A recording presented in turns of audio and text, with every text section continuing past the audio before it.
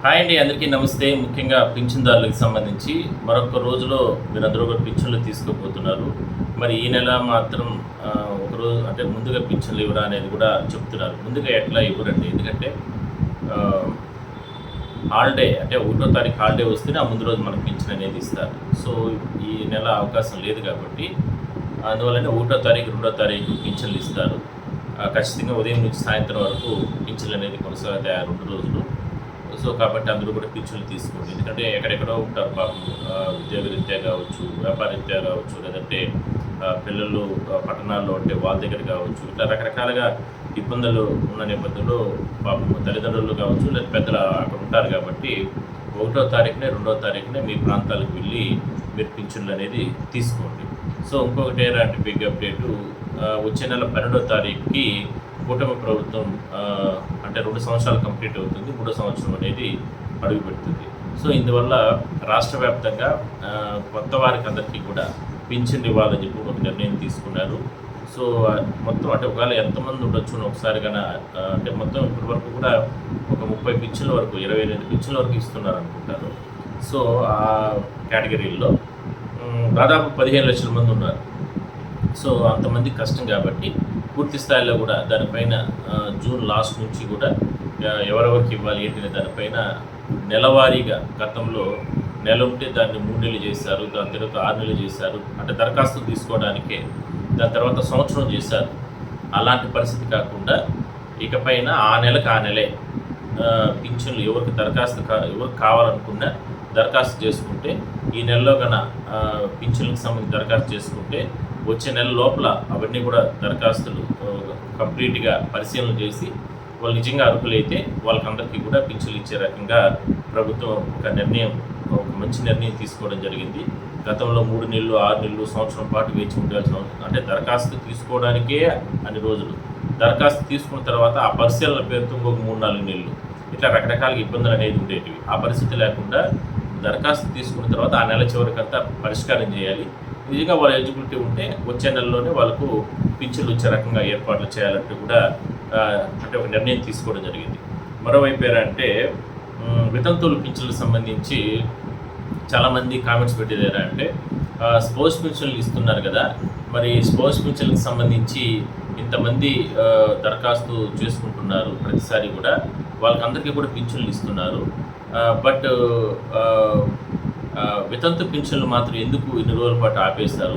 ఎందుకంటే 2024-25 నుంచి కూడా పెండింగ్ ఉన్నాయి.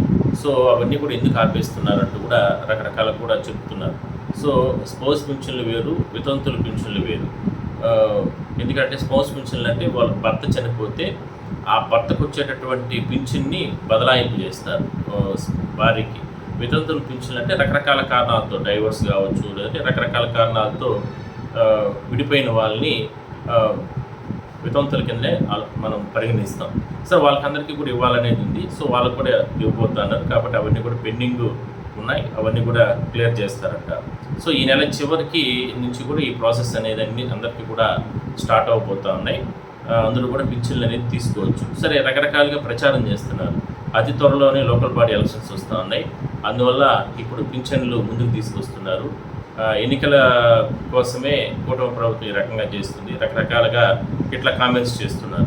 ఆల్రెడీ పింఛన్లు ఇచ్చేటటువంటి విధానం, పింఛన్లు పెంచినటువంటి విధానం, పింఛన్లు ఇంత భారీ స్థాయిలో నెలకు 3,000 కోట్ల రూపాయల వరకు కూడా ఇచ్చేటటువంటి విధానం తీసుకొచ్చిందే చంద్రబాబు కూటమి ప్రభుత్వం.